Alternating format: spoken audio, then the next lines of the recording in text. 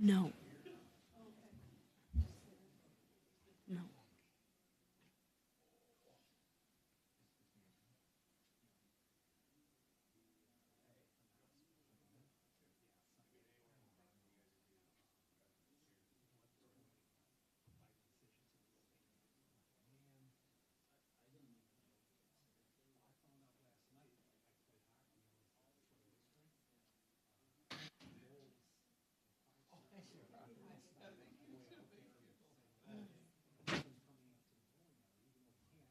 What?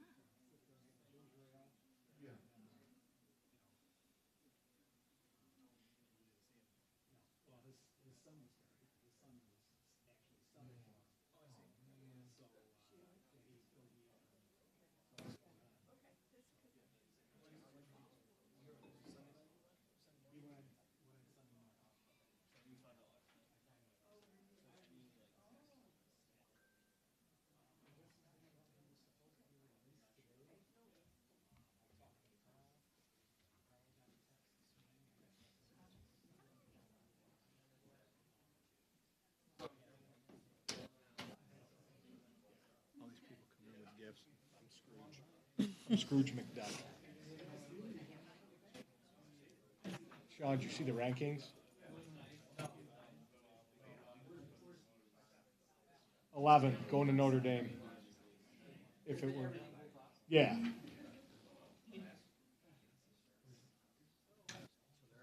Ohio State fell to 6. What? Hosting a game. She's gone? She talked to Miss Franz? No matter what. Good. So the warm weather teams are all going to, except for Indiana, they go to Georgia. Mm-hmm. They're all going to cold weather cities. I don't know what my parents are doing. They're not going though. They're ranked 14th and 15th. Arizona State and some they can't go any higher than 12. But if they win their conference, they'll be in. They'll be in, but at 12. What? Because they're outside of the 12. Boise's the key. If Boise loses to UNLV, Arizona State will jump to a bye, and UNLV will have the 12th spot because they have to let them in. We were at Where's Indiana? 11. Or no, 9. 9. We were at the Iron Bowl. So the Big Ten could have 4. Yeah, and hosting 3 of those games. Yeah, we were at the Iron Bowl. The fight at the end of the Iron Bowl wasn't as good as the Michigan-Ohio State fight, but it was pretty good. If you want to eliminate that fighting crap, here's what you do. If you plant the flag, you go up and you desecrate the center, like you kick the Yeah. center logo, NCAA should step in and say, look, here's what it is. It's a $250,000 fine to the school. Like what the SEC does. You Yeah, tear down the goalpost it's and progressive. right? Yeah. $250,000 fine to the school that does it. Yeah. The player that does the flag or the desecration of players, automatic 1-game suspension, Okay. and the head coach is suspended. But then if they do that, you know what they have to do? They have to stop the Seminole guy coming, playing the flag. On your own? On your own? He does it on the road, though, in Florida. But I'm saying after games, not before.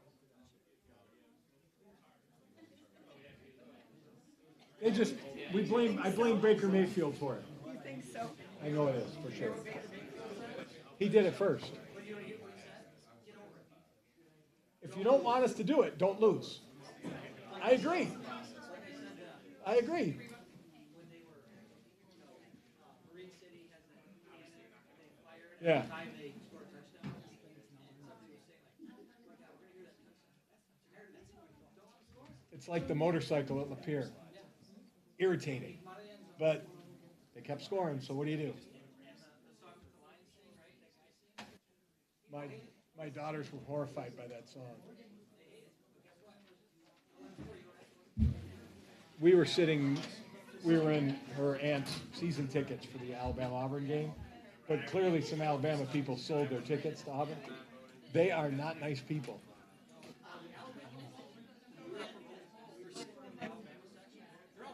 Yeah.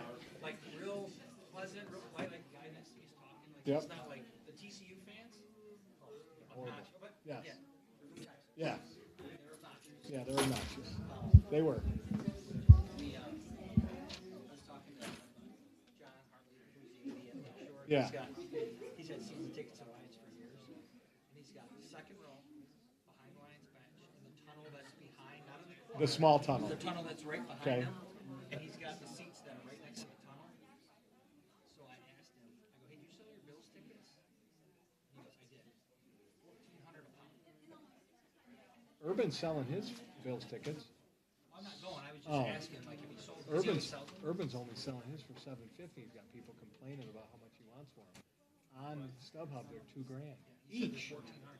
He said his Thanksgiving ones, he could sell, I don't know if he sold them this year, but in the past he sold, when the Patriots were good, he sold them for like $2,000 a pop. Chicago fans, when they were like stuff, he would sell them. Green Bay, Chicago, all these. So TJ got an email that said he won the lottery he can get a CFP game. Okay. And he won the lottery if they would have hosted the SEC championship game. They are non-transferable tickets. Once they're issued to your email, they cannot be sold and go to anywhere else. You can't go anywhere else. Really? Cannot. They So don't want, they don't want the they don't want second student hand. tickets being sold to. Yeah. No, well, they're not student tickets. They're all encompassing in the university. But see, now they don't give a paper ticket anymore, now it's a digital. Cannot be transferred. What? No. What? Oh.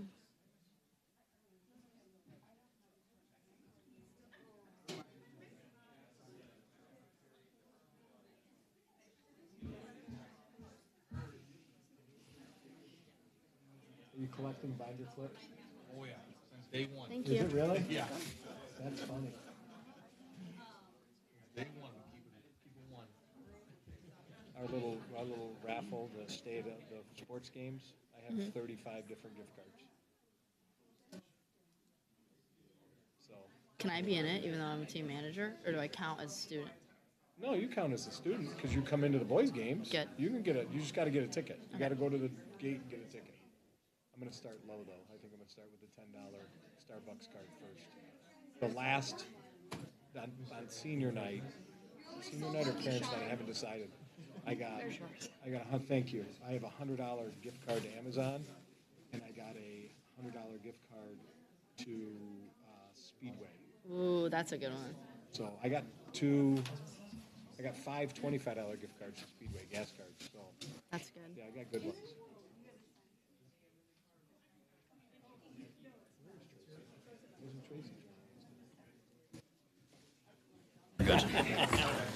All right. It's my special. I'd like to ask all those who are able to please rise for the Pledge of Allegiance.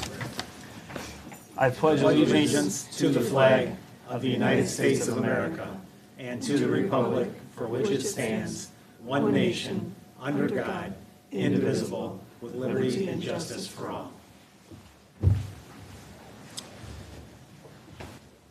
Thank you, everyone, and welcome to the Wheat Educational Center for this evening's Board of Education meeting.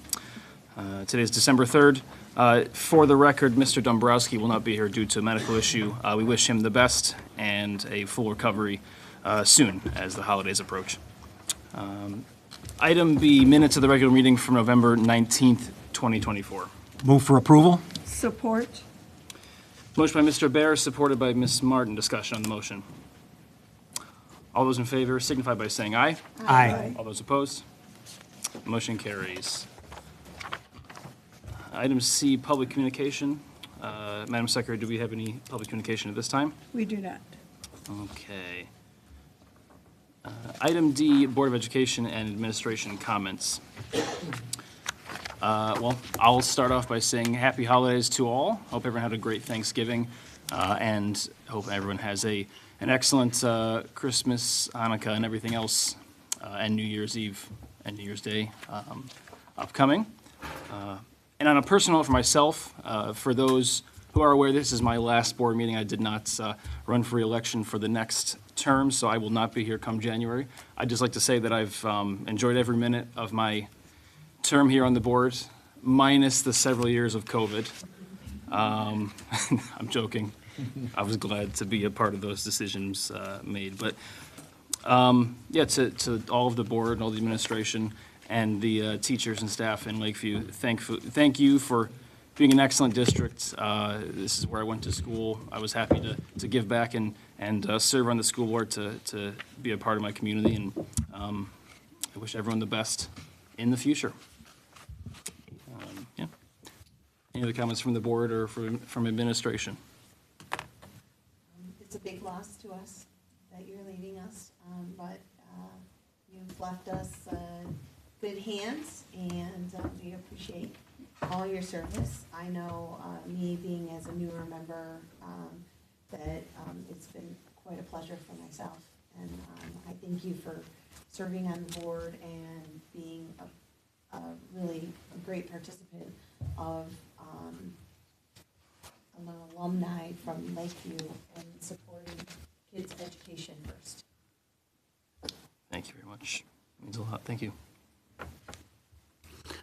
Mr. Miners, I think on behalf of all of our staff here and the staff across the district, along with the families, it doesn't come easy to commit to a 6-year term, and doing that while you're working, you're doing other things, you're doing a couple of things on the side as a part of what you love. And I know that those, the commitments that requires, plus the reading you have to do, because we provide you plenty to read, to keep you informed. I think on behalf of all of us, but in particular myself, because I've worked with many board members in 23 years we've been on this table, and the commitment is a requirement. It's big time. People don't realize the hours you have to put in behind the scenes, and you've always been a participant, ready to offer questions, push us a little bit when we needed to be pushed, and that's great, because that's what board members should do with the team. So thank you for your service, and good luck with what's still to come. Thank you very much. Appreciate that. Thanks, Ben. Thank you. Thank you. Any other comments?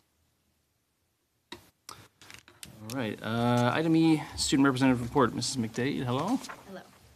First, I have updates from the Wheat Early Childhood Center. This month, classrooms are learning about snowflakes, snow, and holidays all around the world.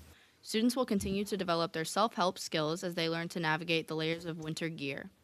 They are also expanding their creativity as they work on holiday projects that will create family memories for years to come. They're very excited to share that 3 of the preschool teachers applied for and were awarded the MSGCU grant, each receiving $750 to invest in their classrooms. Thank you to all who helped make this possible, including the families who voted daily. It was truly a community effort. Over the summer, the early childhood social worker became a certified trainer in early childhood trauma and resilience.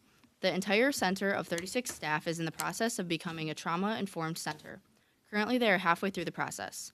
The impact of this training will benefit each and every student who comes to learn at the Lakeview Early Childhood Center. Next, Harmon Elementary.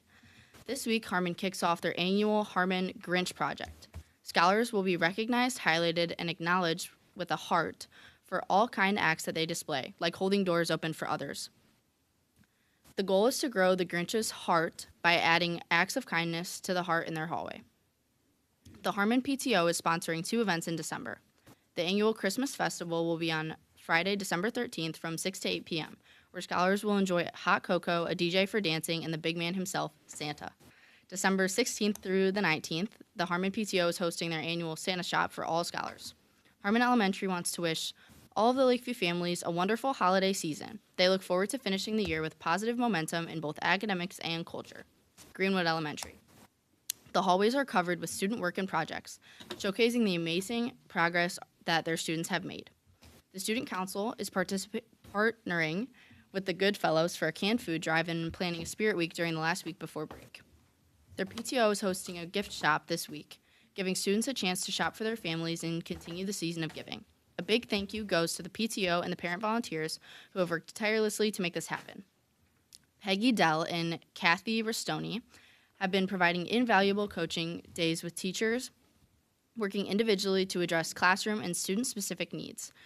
Their coaching focuses on both behavior and literacy, which has been instrumental in driving student success. Greenwood staff is also focused on supporting families in need this holiday season by providing gifts and gift cards to set them up for success. Additionally, the Sunshine Committee has been spreading cheer among staff through a fun underground spirit week, where teachers delighted students with silly surprises like drinking from watering cans or buckets on Anything But a Cup Day. Amidst the joy and festivities, incredible learning continues at Greenwood.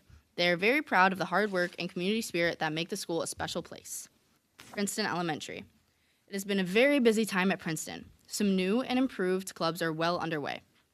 Their first Lego club has been started, as well as the Watchdogs program that is once again underway. In addition, Princeton's green team just collected 103 pounds of aluminum tabs to donate to the Ronald McDonald House. Also, Mrs. Schock has created her first Mindful Club, which has been meeting over the past few months before school. Very exciting times.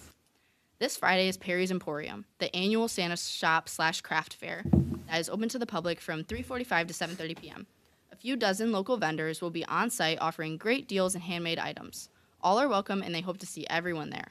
All proceeds from Perry's Emporium go towards supporting the Princeton families in need. Lastly, the Student Council, along with the Princeton community, helped several families over the Thanksgiving holiday, and with the help of their recent Giving Wreath, they will be supporting many families throughout the holiday season. They are very thankful for all the support. The Penguin House wishes everyone a safe and happy holiday season. Ardmore Elementary. Ardmore was able to donate and provide 8 families with a cozier holiday celebration. Additionally, funds raised from the Student Council bake sale during conferences enabled them to include a $50 Kroger gift card for each of these families, ensuring their holiday needs were met. The Ardmore PTO has been hard at work planning the upcoming Santa Shop, scheduled for Friday, December 13th.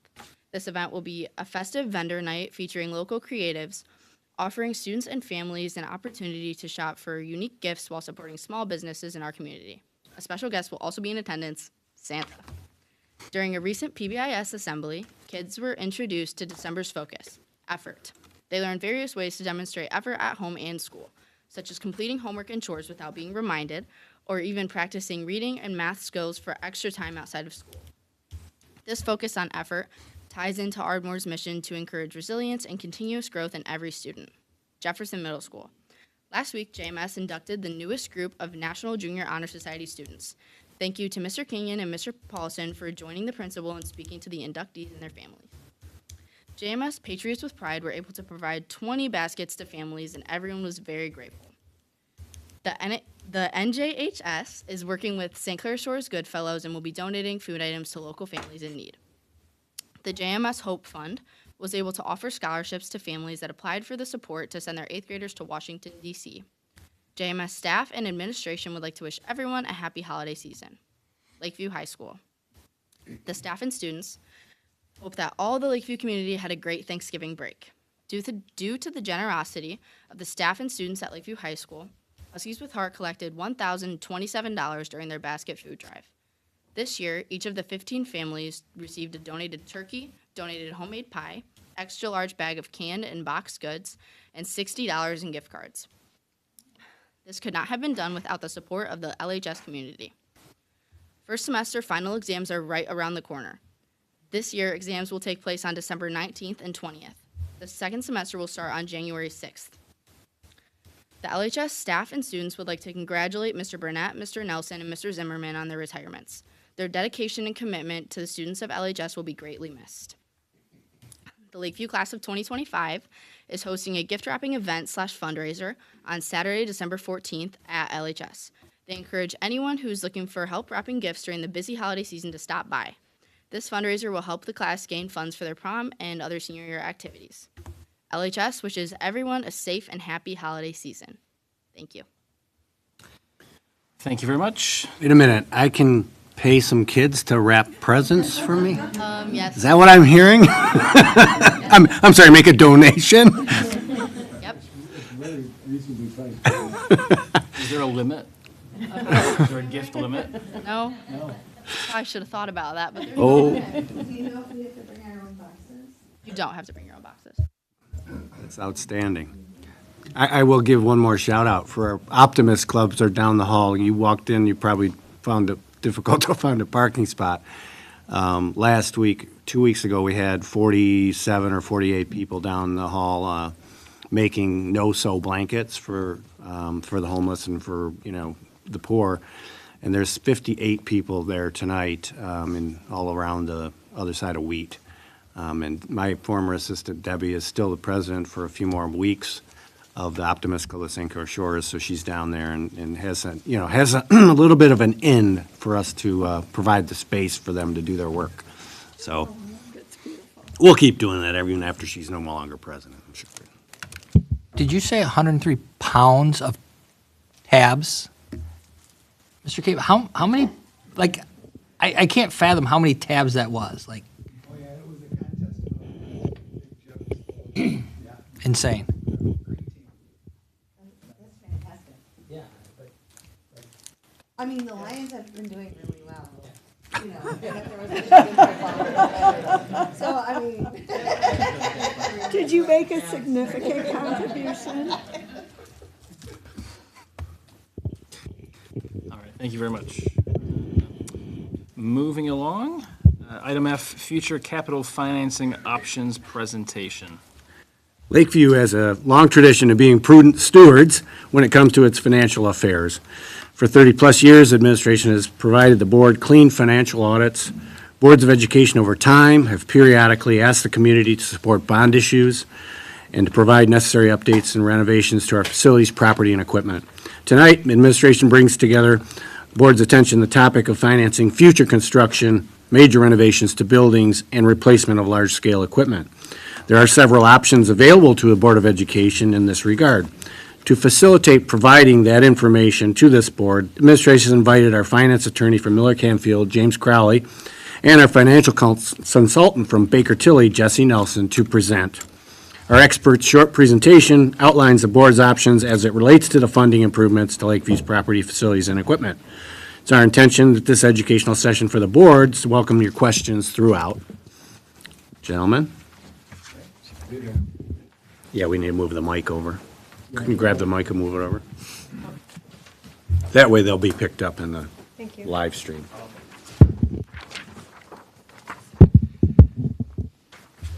right, well, thank you for having us this evening. This is Carl said school districts have various capital funding options and many different mechanisms depending on what we're trying to accomplish. So our goal tonight is just to give you an overview of those options. We will look at some specific data to the school district and then answer any questions you have. So just a very easygoing conversation, just providing a lot of good information. So just an overview, a quick chart that we have right on the inside is the different options and how they fall into the different categories. So on the left-hand side of the gray box, you can see we have non-voted financings. School districts can complete financings or borrowings without having to go to a referendum or to a public vote. So that's in that category. Then in the lower left-hand corner, we do have voted bond issues and also voted sinking funds, which is a capital millage. And we'll walk through each one of those items. But that slide just, if you had one quick snapshot, or if you just have this handout and you want a quick overview of those items, that's the goal of that slide. So that's available in your presentation. So the first one we're going to run through, which is a very large capital funding source for Michigan school districts, is voted bonds. So in this case, a brief overview is, you're going to have a project, you've got a bond vote size, you're going to go to the public and have an election for an approval of this project. So on this slide, what we do is we summarize, if you had 5, 6, 7 minutes with a community member and they asked you, what is a school district voted bond issue? Here's kind of the 3 key main items to look at. So on the left-hand side, if you pull the ballot language and you walk in the voter booth, the community is really being asked, a couple of questions.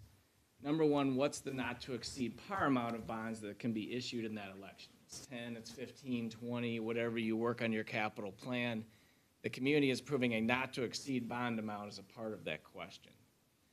The other part of that question is what the bond proceeds are allowed to be used for. You have a paragraph talking about athletics, refurbishments, technology purchases. You're working with Jim on that language because if the language is not in the ballot, the community's not approving that use for it. So you can have instances where you plan to do a lot of work and things come in budget, and then you want to do a parking lot, but you didn't put parking lots in ballot language, well, then the bond proceeds couldn't be used in that instance. So the community member is approving the not-to-exceed bond par amount and what the money can be used for. That's the two main questions that you're asking your electorate in a voted bond issue. So then in the middle, which is always a big topic point, is the bond millage rate.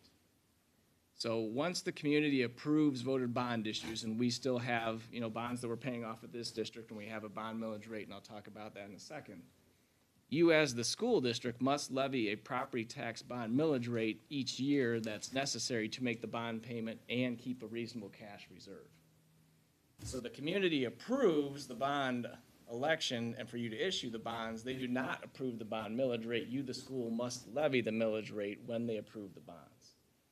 And that bond millage rate can go up or down depending on the annual bond payment that's due that year and the change in your property values. So we work with Eric each year to do that calculation, and that goes on your L 4029 when you approve that about your June meeting. Far right-hand side, last key item, is that schools are able to issue in one election multiple bond series. So what this really means is, a simple example, let's say we approve $15 million. You don't have to go out and immediately issue one bond for $15 million. You can do it in bond sales over 2-3 years. You could do $5 million in year 1, $5 million in year 3, $5 million in year 5. So in one bond election, you do have the ability to implement long-term capital plans. This is a strategy that a lot of school districts are utilizing. It is financially advantageous in that you don't begin paying interest expense on all of the bonds at once. You have years in between to pay down some of the bonds before a new bond rate comes on.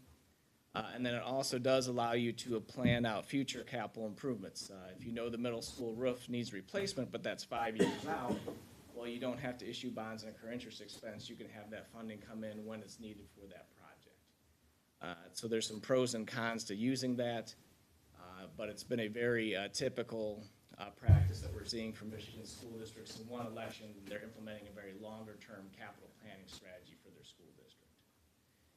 So again, just a brief overview of what we're asking the community. If they approve it, you will levy a bond millage rate, and then you do have some capital planning options within the voted bonds, depending on how long you want to schedule out your capital plans.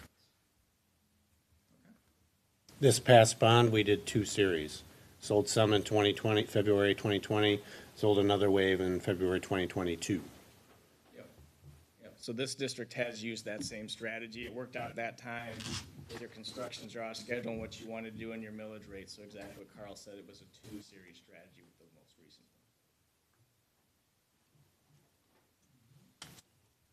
one. So on the next slide, slide 4, is we have a chart showing the school district's current bond millage rate. We do have voted bonds that we've done in the past where we're paying those bonds on an annual basis. And how the millage rate works, as I touched on it briefly, is we have to recalculate the millage rate every year with our change in property values and our bond payments. So the black line is the estimated bond millage rate, and we're currently at 6.3. If you look in the top left corner, the green bars are our annual bond payments. So if we never did another voted bond issue, we're at 6.3. We are estimated to drop a little bit in 2025 to 5.95. That's an estimate. We won't have the actual property values until 2025. The reason being that property values have been increasing in the area, and then the millage rate is bringing in more money, but not as much necessary to make the bond payment. So then we need to lower the millage rate down to only the necessary funds to make the bond payment. And then you can see in 2026, our bond payment's going to drop from roughly $5.1 million down to something around $4 million. And when that occurs, obviously if our bond payment's going down, we would drop the millage rate to 4.71 because we don't need as much money to make a higher bond payment. And then it's estimated that that would slowly decrease over time. So it's good to be in this situation. We do have some options that we'll talk about in a little bit, that if a voted bond issue does make sense for the community, you can get some capital funding without having to increase the millage rate or do some extensions in that items. You're in a good position as far as your voted bonds where you stand today.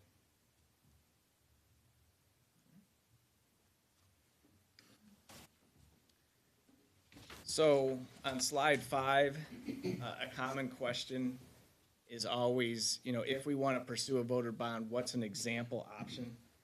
So we put this together. This is just something we put on the side. By no means is it the right capital plan we're putting together. It's just to give an example of what a voted bond could look like and what are some options. So at the top of the slide, this example is using an August 2025 election.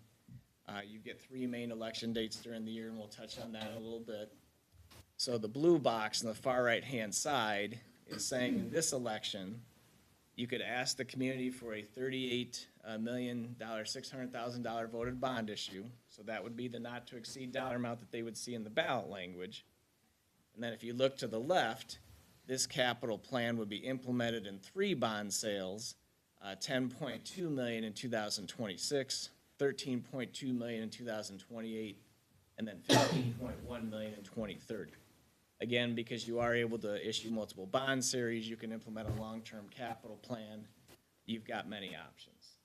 And again, this is an example. By no means is it what you should or shouldn't do, but just to let you know what's possible. You know, you've done 2 series before. You could do 1 series. You could do 4 series, depending on what's necessary. Again, the capital plan wants to meet what's necessary for the district. And then in the lower right-hand corner, the green box, is you could implement that example $38.6 million plan, and you would not have to increase the bond millage rate to the community. That plan could be sustained and keeping the bond millage rate at the estimated 5.95, which is estimated to come up this summer in 2025. Is that a calculation that occurs that matches up the 38.6 to the 5.95? Is that how it works? Right. So in this case, you would, if we're talking to the community members, is if you approve the 38.6, it's estimated that we won't have to increase your millage rate from 5.95. Now, on the next slide, it's a very common question. It's a good one. Okay, how can you do $38.6 million and not increase my millage rate, right? I mean, one should be the other. Right. What you're gonna see is on the next slide, if you approve that, the millage rate won't go up, but we are gonna extend the amount of time that the 5.95 is outstanding. Okay. So that is the trade-off in the cases. We don't have to increase it, but if you want to jump ahead to the next chart, you can see in that line the 5.95 is going to go out. Our bond millage rate is going to take a longer term to repay that because now we have $38.6 million we've generated for improvement. And then, of course, the other option is to request less and have it be paid off during a shorter time. That's also an option as well as, hey, you know, for our capital plan, 5.95 isn't needed. Maybe it's 5.5. There's many different options to customize it depending on what the need is in the capital. Any questions on slide 5? Again, that's just an example, but does that make sense as far as illustrating what that could look like? Okay. Let's jump ahead then. So then, just as we were talking a little about earlier, you know, yes, we don't have to increase the 5.95, but what does that mean in the long term? So the yellow line is the example capital plan that we saw on the previous page. So if that was implemented, what's the estimated long-term bond millage rate? Because we would have $38.6 million worth of bonds to repay, you can see the 5.95 stays the same, and then we don't pay off our bonds completely until 2048. So it stays the same, but we are extending it in order to get this capital funding. And then the blue line is our current estimated bond millage rate that we saw on that previous chart, so that you can make the comparisons between where we are and then if this plan was implemented. Now, that tail end of that yellow line drops off in different sequences because some bond, the illustration was 10.2 million in 2026, another so many million in 2028, and another so many million in 2030. And so the end of those debts 20 years later, 2036, 2038, or 46, 48, right? That's why that drops off so dramatically. Yeah, exactly that time period. And then obviously there's a lot of assumptions in there because, you know, property values go higher. That millage rate may not need to be as high that long. We've also had situations where the community approves $38.6 million, and then the plan you saw was in 3 bond sales. You don't necessarily have to follow that plan. You can condense those into 2 series. You can change the amount of timing. We've had instances, if you're aware, 4 or 5 years ago, interest rates were extremely low. And so a lot of communities said, hey, we can get some construction done sooner, we can lock into lower interest rates, and they maybe took it down to 2 series. Or, hey, construction's being delayed, you have the ability to make adjustments to that plan.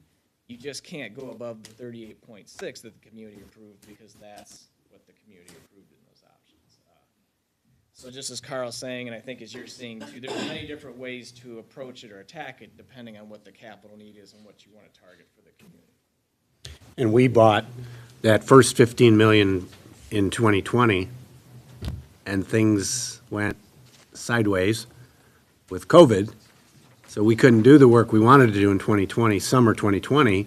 So we had those funds, but couldn't use them because we couldn't get any contractors and any work done because everything was closed down. So our plan changed dramatically in the first 1 year, the first year of the process, right off the bat.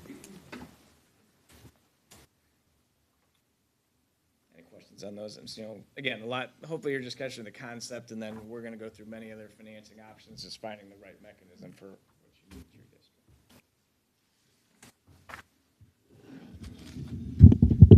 I'm gonna be your clicker. Don't trust you. I'm going to go through the election process and a couple other options for capital financing. We're going to start first. In Michigan, schools have the ability to go to the voters on 3 different dates. In a presidential year, they get a 4th date, which is the presidential primary, which we had this year, which is now in February. But on normal years, we have an ability to go to the voters in May, August, or November. November is your, general election date. In even years, it's your general school election, which you just did last month. So these are the choices that we have. And when we talk to districts about picking dates, everybody seems to have a strategy, art versus science, on picking a date. But I can tell you, in the recent past, the biggest factor we have is cost. So if you pick a date where there's not another question on the ballot, or you're not hitting a state or federal election, you could end up paying for the whole election. And a couple years ago, we had Prop 2, which is the changes to the election law, which made the running of elections much more expensive by the county clerk. And, you have early voting, you have all the different changes they made. And so we're seeing with our districts that have to pay for the election, that there's some real sticker shock when they get that bill from the county. So we were looking at 2025, good dates, obviously, the midterms, 26, state elections, and then the federal elections. I think Superintendent Paulson was indicating that maybe the city has their elections next. City council comes in the odd years, so we have the benefit of that in this community. What date is that? They've done an August primary and then the November election almost every year. There's enough people running in the primary, so. Which is good news from cost. So you have 2 dates here, in an off year, an odd year election cycle, so that's a good thing.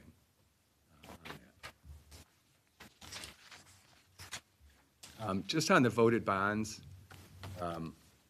typically, this district has always qualified their bonds through the state of Michigan School Bond Loan Fund Program. And it's a program to assist school districts around the state in issuing bonds. And basically, it caps your millage rate. You don't need that part of the program. But the important part of the program is that they guarantee your debt. So you get the state's credit rating when you issue your bonds, which Jesse will tell you, it makes it less costly from an interest rate. You typically get a better interest rate. So this is kind of the schedule, just to give you, if we qualify through the state, we have to get our projects pre-approved through Treasury. So from the election date, if you work back, we've got about a 5-month process that we'd have to go through.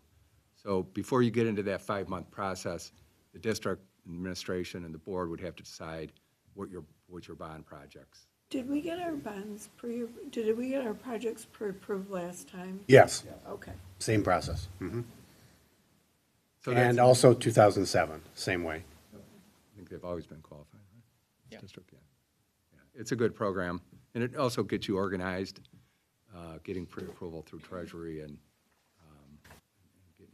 bucks in a row on that. So it's about a 5 months process from each of those election dates. And obviously, prior to that 5 months, you'd have to, whatever amount of time to pull together the projects that you want to consider. I wanted to talk real briefly about sinking funds. So there's an ability to finance, or not finance, but pay for capital improvements through a voter-approved sinking fund. It's a pay-as-you-go system. There's been some changes in the law prior to 2017. It's a nice program. You could ask voters to levy up to 5 mils for up to 20 years. But the knock at the program was that you couldn't do equipment or furnishing. So you couldn't do technology, you couldn't do buses. And I've been at this for a long time. Everybody in the school world had tried for years and years and years to get it changed. And I never thought it was going to happen. And then in 2016, it did. So in 2016, they liberalized it and said, well, okay, you can buy school security improvements, including equipment, or technology equipment. So that was nice. And then again, in 2022, they expanded it again, and now we can do buses. So, but as part of those two changes, we can only go up to 3 mils for 10 years on that. So this is a kind of a pay-as-you-go program. The bonds get you a lot of money to do a lot of projects at once or over a series of years. And it can give you, I think Jesse put this together as an example of what you would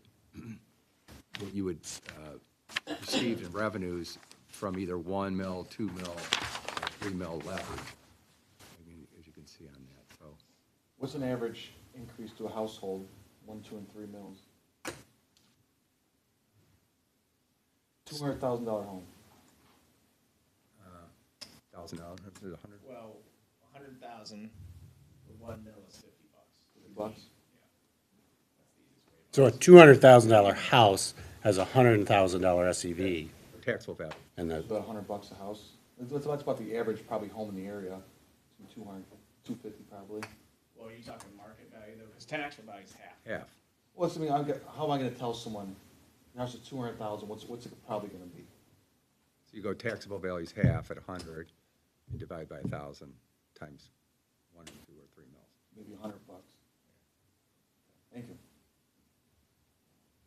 But it's different for commercial, right? Because they have or is it all the same? Like- sinking So funds the sinking apply to funds on all military? property. All property. All property. So the sinking fund, yeah, personally, I think the sinking fund is fantastic for technology. You can fund your technology for 10 years. It's a little more difficult with doing construction projects. So, I mean, you could do a roof at one build or year and a roof, or, you could do in phases. It just gets a little trickier to do it with that. But it's available.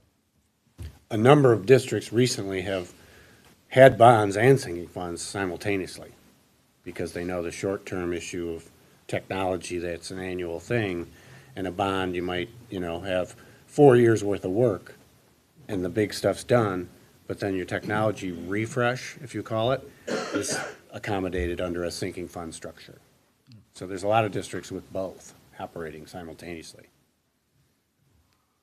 Now, in a sinking fund, that's done in a series though, right? No, so you're levying each year, you collect the money, and you spend it. And you can save it. So there's no borrowing involved, so you're Okay. just receiving tax revenues and spending. You have to spend it all in the same calendar year No. to collect it? No.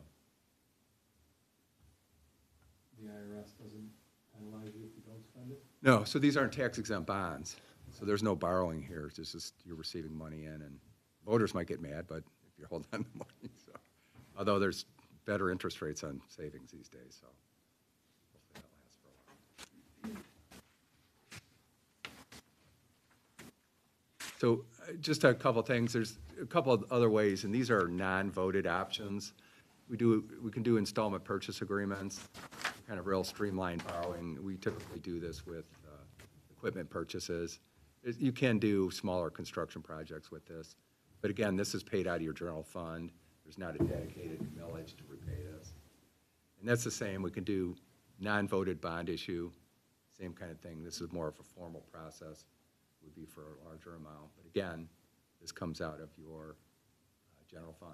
There's no dedicated debt millage. And the final one we see is the energy conservation bonds.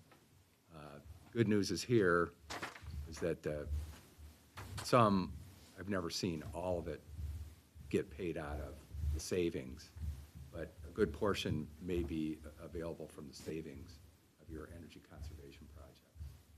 We've been doing a couple of these. The Inflation Reduction Act has an ability for school districts to get a refundable tax credit for certain energy conservation projects they do. The biggest would be solar. We did, a couple years ago, we worked on a deal with Flushing Schools, which was one of the first schools in the state to do solar. They did a solar array on each of their buildings, along with energy conservation projects. And this is the closest I've ever seen it to coming almost to paying for itself. So they issued bonds, and with the savings, they came close. They weren't 100%, but it came close that I've ever seen to paying debt service on those bonds. So. Now, for the board's benefit, because you weren't all here when this happened, when the board and administration were exited Princeton Elementary and bought this building, the board at that time financed that process, both the purchase of the building and then the renovation of this building, the renovation of Princeton back to classrooms. Part of that was 5 installment purchase agreements that related to the construction that was necessary. So about half of the money was fund balance, and the other half was these installment purchase agreements. So those were initiated in 2012, and they're 15 years long. So in 2027, that payment that's coming out of the general fund, about a $450,000 payment, will be gone, and those funds will be available for other things. So just as a backdrop of, we have used this other tool in the past as well.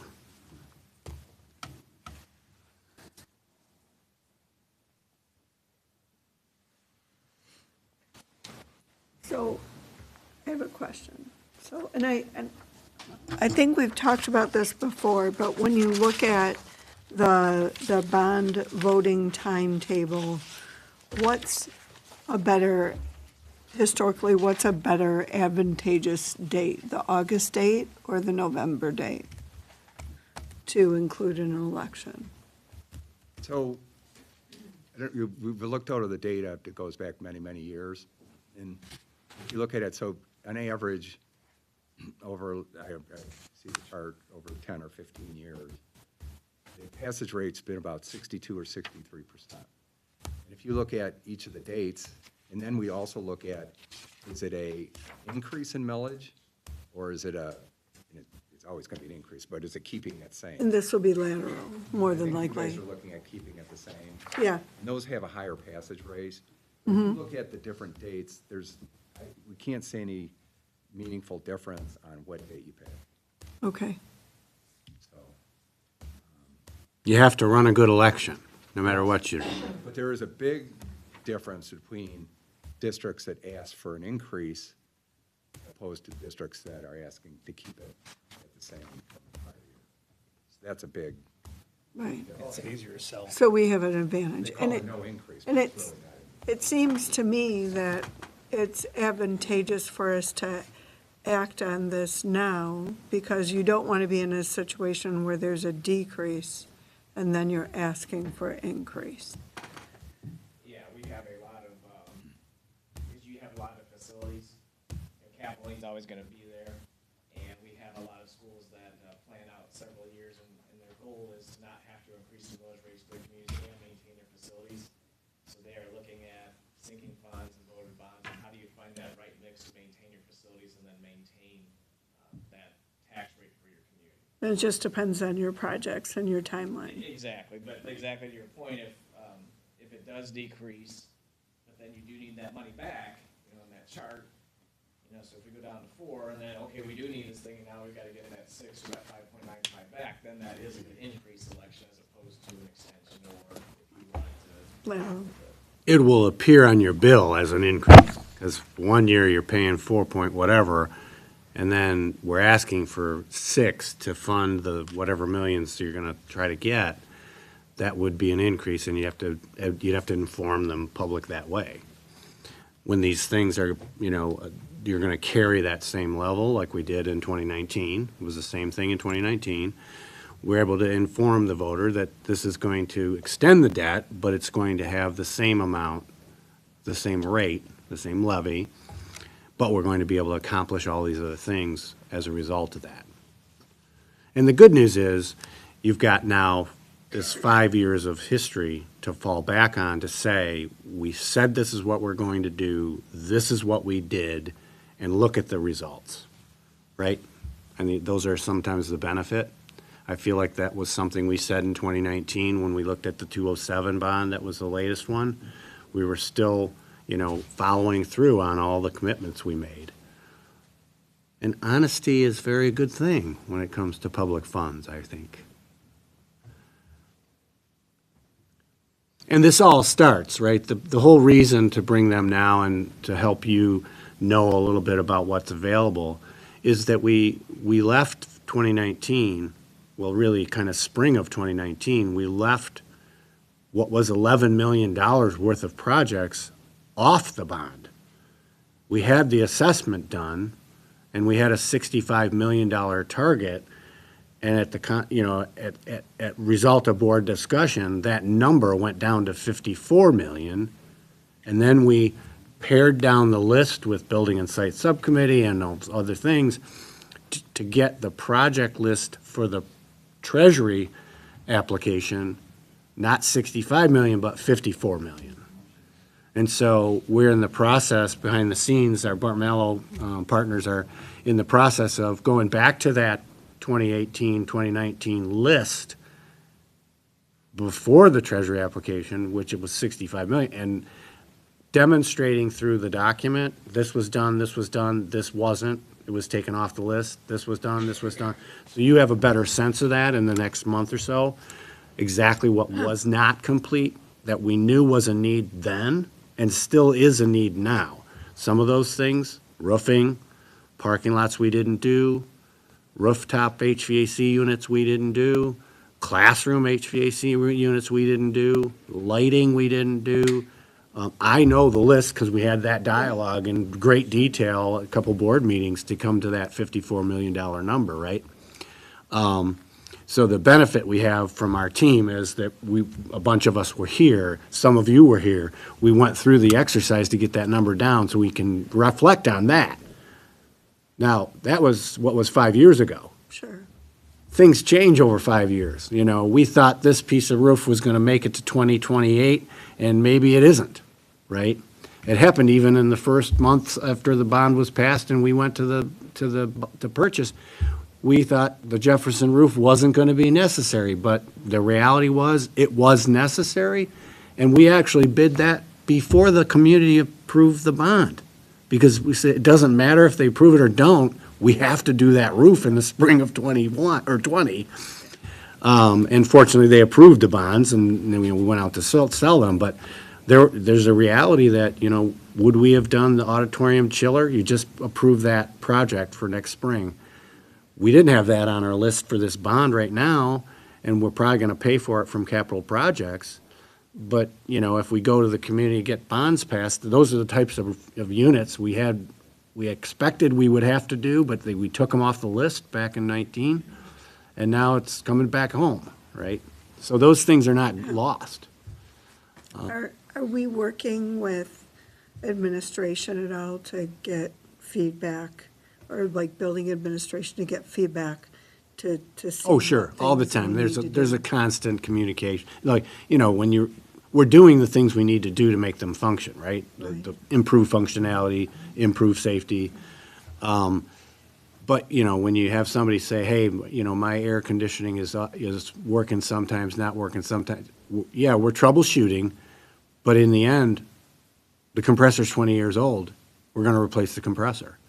And when you have 400 of those throughout the whole district, you can do some every year, and we are doing some every year, but we would probably do a whole bunch that were 20 years old before they failed, just knowing they will be failing, just like we did all of our boilers in the last 4 years, right?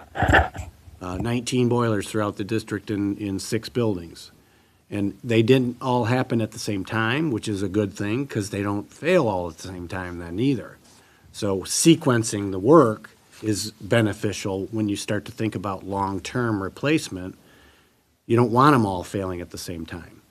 Unfortunately, the 201 bond, 02, 03, all the classroom AC compressors were pretty much in that 2-year window throughout the whole district. And we've been starting to replace those every year, you know, at $2,000, $3,000, $4,000 a piece. And then all of a sudden, when you got 20 of those, your general fund is covering the cost, right?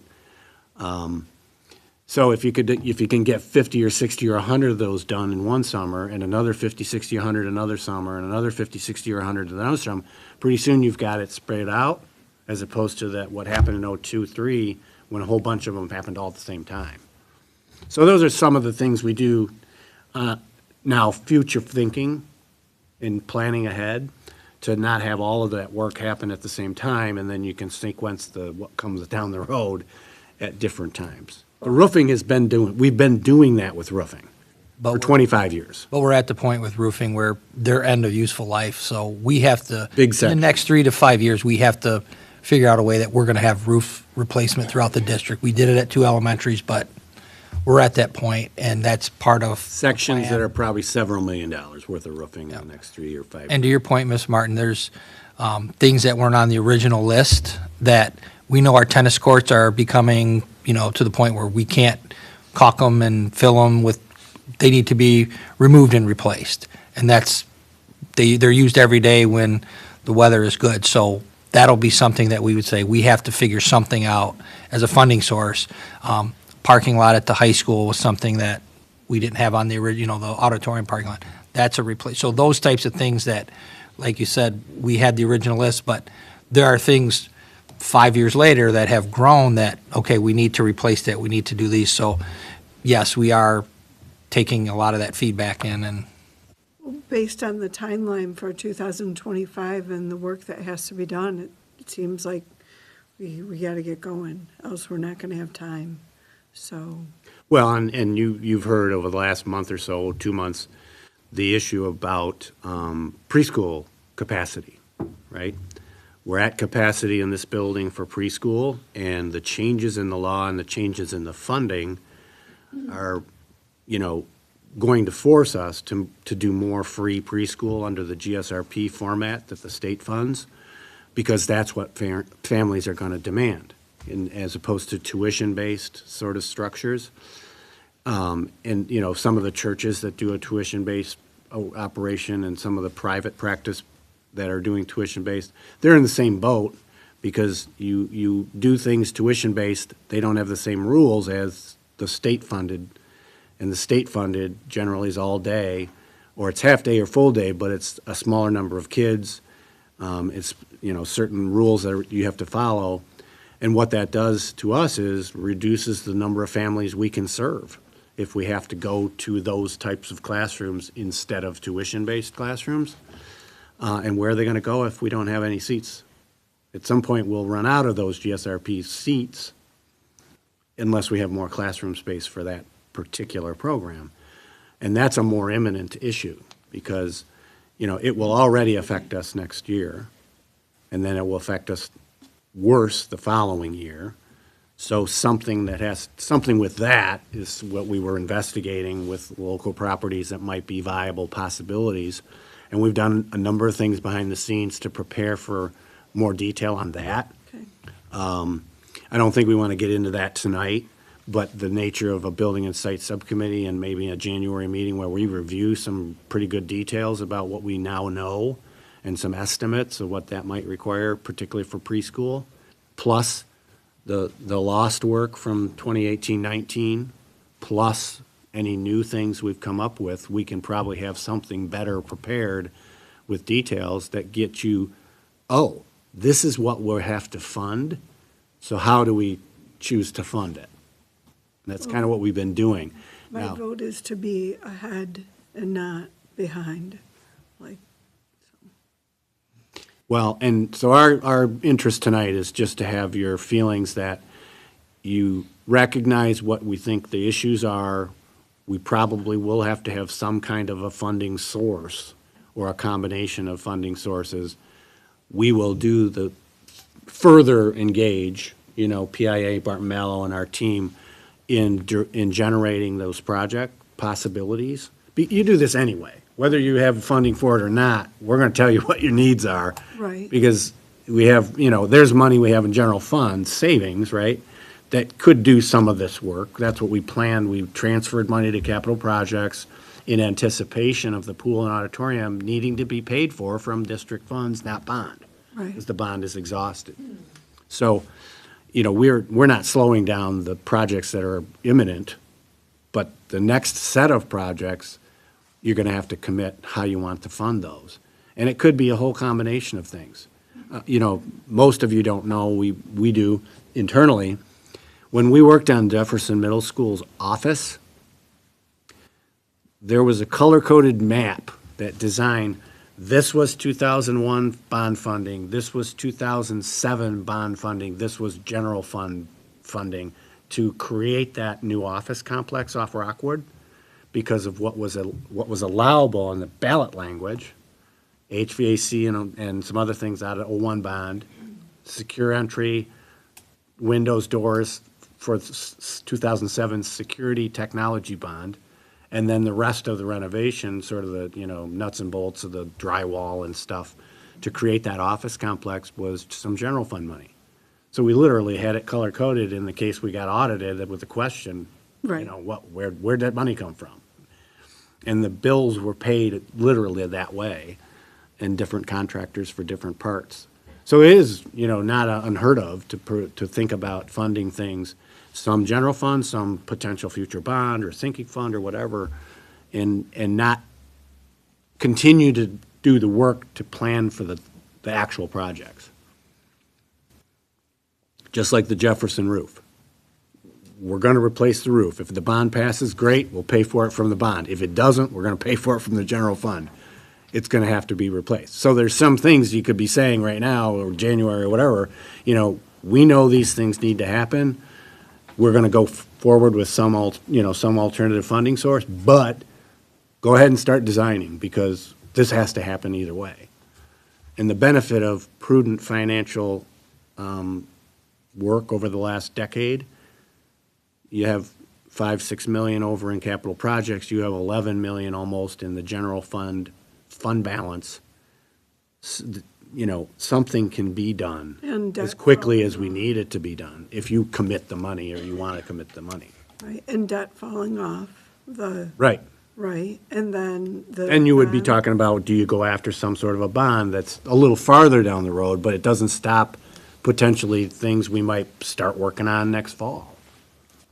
And you just know that you're going to pay for that initially from non-bond money. It's possible. Make sense? Get you some details?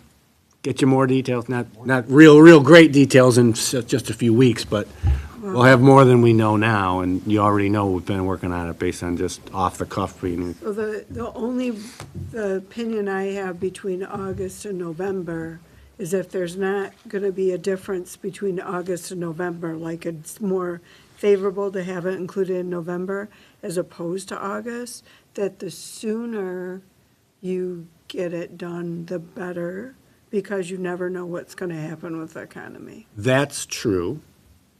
However, I think backing up from August, which is the 8th month, early in August is when the election dates are.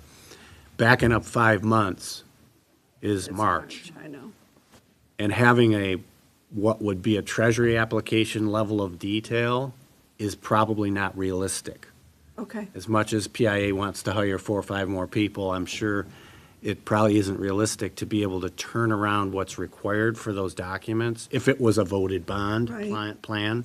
November is more realistic, and the reality is an August election, selling the bonds a couple of months later, the money's in your hands in the fall. Are you really doing, Too fast. are you doing very much during the school year? Usually you're not, right? So you're probably bidding and planning for work in the spring for the summer, the following summer, either way, whether it's August or November. Okay. Because you don't have to stop the planning work, like even the detail planning work. Because if you have a November election, just like we did this last time, the planning work was already in place to have a bid approval in January, right after the election, for work to start in February on the pool, and then we got hit with COVID, shutting us down, and we had to back off and cancel those contracts. But we had all the work plan, the design and the bids were happening before the election was even completed. So it is feasible to keep doing the design work to get to a point where you're actually able to do work in that following spring. Start it anyway. Well, let's start so we have all the options available. Because if you don't get started, then you can't. Well, and various approvals you have to do along the way to get to an election question, you know, and ballot language, proposed language that we get you to approve and all of those things too. Good? We will, Have our blessing, we President. will dig it down for details. Thank you. Thank you very much. Thank you, gentlemen. All right, moving along. Item G, recognition of Lakeview retirees. I think, as we already heard from our student rep, we have another high school teacher hanging up the marker board markers. I guess that's the way to say it, right? Didn't think that went through. Yeah. Brian Burnett is, you know, been a 23-year service to Lakeview Public Schools. He's not here this evening. I understand he and his wife had a months ago plan for a nice event this evening, unrelated to school. So he was unable to visit with us tonight, but I'll read a few thoughts about him. He's dedicated English teacher. Lots of kids have had him for advanced placement literature.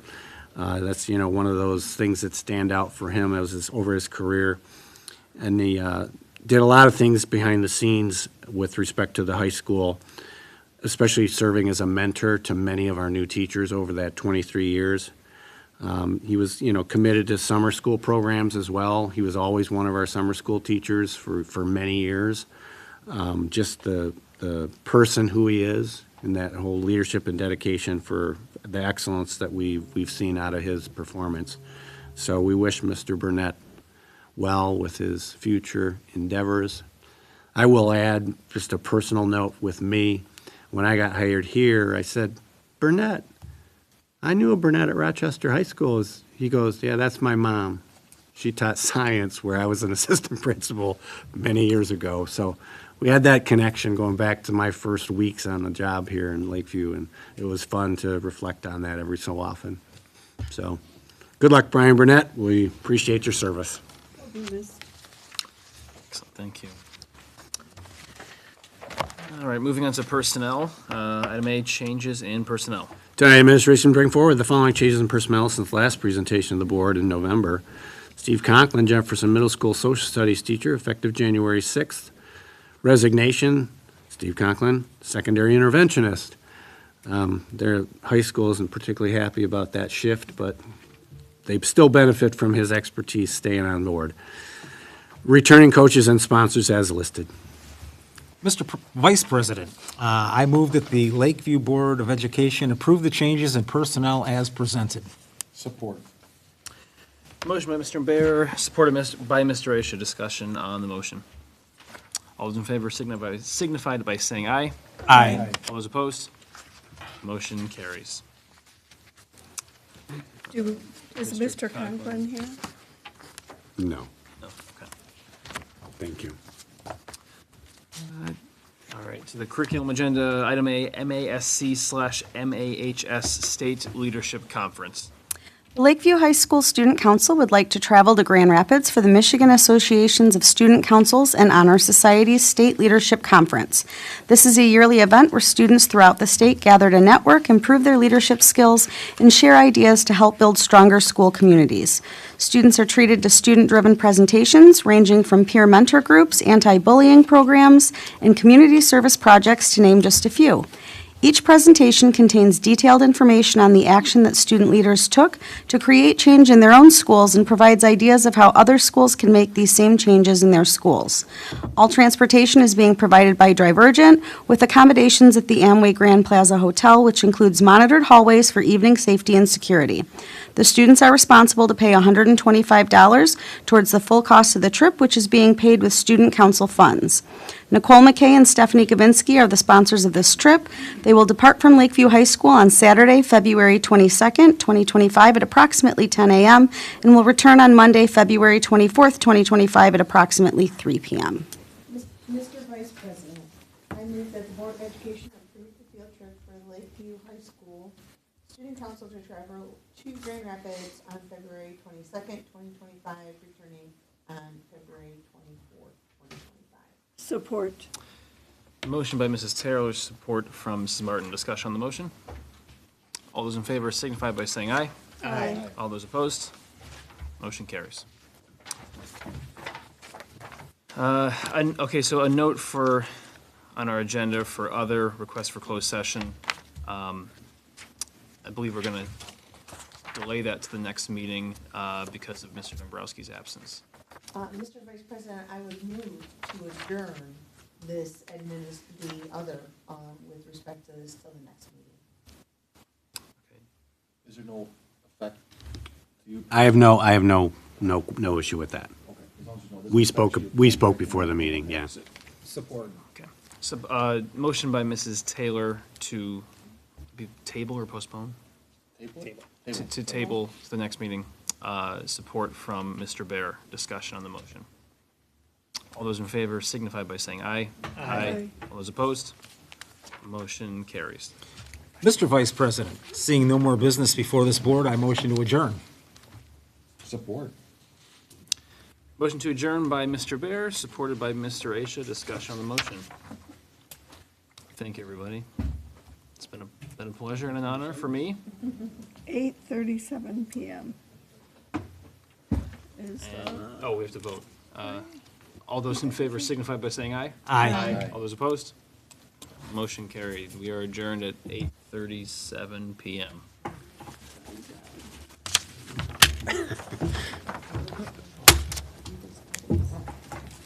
Thanks, folks.